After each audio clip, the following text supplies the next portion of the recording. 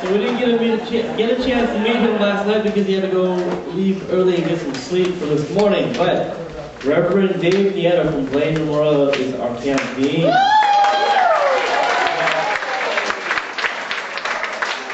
He's giving our message this morning. I am so blown away. You guys are awesome. Yeah, pat yourselves on the back, please. There you go. Good. I have to ask that twice, huh? Let me just get some things out of the way before I start here. The first question is, yes, I'm old, but, well, it's been 10 years since I've been here. 10 years since I've been at Asian Camp. And my first Asian camp was in, I think it was 1985. Who was alive in 1985?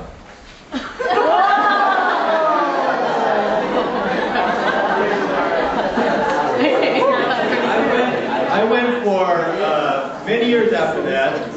I was trying to count, I think I'm at 13 or 14, something like that. And then I moved back in 10 years. So it's really exciting for you to be here, to hear, I think Kala, where's Kala? He was, well, you're still kind of short, but...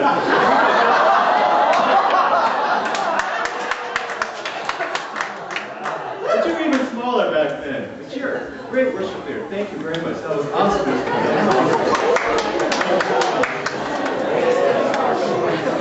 I think my first Asian camp, how was the food this morning? Was it good? Okay.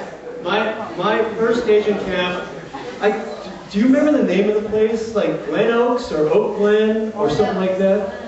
Glen Oaks, is that what it's called? Remember we had radishes and onions in our Jell-O? Remember that Jell-O? Yeah, the food is much better here. I'm glad that it's better here. You know, though, even though my first, and the first time I counseled was then, so 20, whatever years ago, I still remember the folks in my growth group. Almost 20 years ago. Charles and Leah and Andrew and Linda and Laura. We only had 5. I don't know. Talk to your director. We only had 5 in our growth group. Patty was my partner. Now I'm telling you that because even after all this time, I still remember the folks in my growth group. Because Asian Camp is a really special week. It's an incredible week.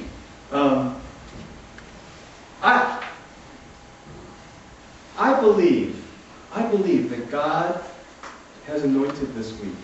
I talked a little bit about this morning at the morning meditation, but I believe that God has anointed this place this week with all you folks who are here. And whether you know it or not, God has called you here. God has called you here. And God has anointed you. God has anointed you. What does that mean? What does it mean to be anointed? It's a special calling.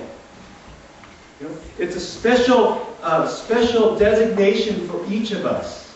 Now, we might just think, well, you know, it's great to have great worship, and man, I was amazed at how enthusiastic everybody is. You guys like that in your churches? Yeah. Good. Yeah. Good. Blaine folks, you guys like that in our church? All right. I was amazed, but God has, so it's going to be a lot of fun. You know, everyone's worked really hard to be here, but God has called each of you here. God has called each of you here. And in the Bible, in the olden days, when there was something special, that someone had been called to do, they would be anointed. God would have them be anointed with oil. And it's kind of a special designation. Now we're going to do that a little later. We're not going to use oil, we're going to use lotion, because really what oil was back then was sort of like lotion. It was kind of fragrant, and it helps soften the skin and keep things moist. So we're going to do that later. But I want you to think about the fact that for maybe reasons you don't even know, God has called you here.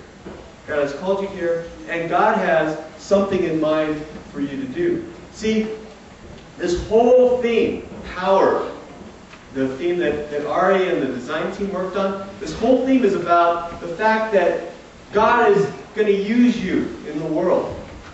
God's going to use you to do something. I don't know what that is, but God's going to use you to do something for God. Now, this special calling that I'm going to talk about a little bit today, it's not just for, way off in the future sometime, maybe when you grow, for you to be able to serve and minister to. There might be someone here who feels like no one else is going to be their friend. But God called you to be their friend. There might be people here who seem like they got it all together. They're all popular, everyone wants to be around them, but maybe inside they're feeling a little empty. And God's called you to awaken God's Spirit in them. Who knows? Who knows? Who knows what God has called you to be and to do? God is going to use the counselors. Your counselors, aren't they good? Yeah. Aren't they great? Yeah. Hard-working people. They're just getting started, and they're going to work really hard this week. God has called the design team, who's already worked really hard. Okay, John and Ari and Jason, to pull this all together. God is going to use the staff, folks that you met last night. All those are means which God is going to use to get that message to you that you've been called. See, all of this whole week, is to get you that one message that you as individuals have been called.